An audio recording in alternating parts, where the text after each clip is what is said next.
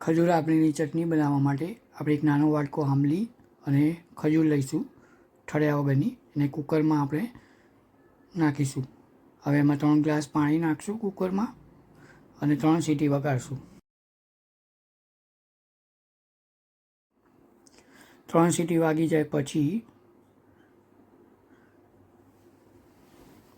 ખજૂર અને આંબલી નરમ થઈ ગઈ છે અને આપણે ગાળી લઈશું, જેથી રેસા દૂર થઈ જાય.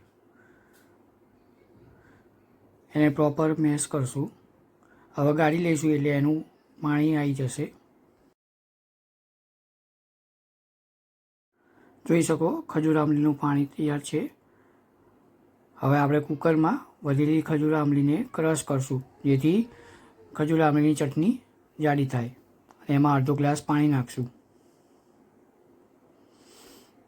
હવે એને મોટી ચાળણીમાં બરોબર હલાવી લઈશું.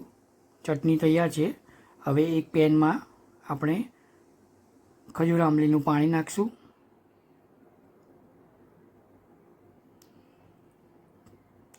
એમાં એક નાનો વાટકો ગોળ નાખીશું, એને હલાવશું. પછી અડધો ગ્લાસ પાણી નાખીશું. 1 ચમચી સંચર, 1 ચમચી ચાટ મસાલો, 1 ચમચી આમચૂર પાવડર અને મીઠું ટેસ્ટ પ્રમાણે નાખીશું. અને 1 ચમચી લાલ મરચું નાખીશું અને એને બરાબર હલાવશું. ખજૂર આંબલીની ચટણી ખાવા માટે રેડી છે. Thank you for watching video.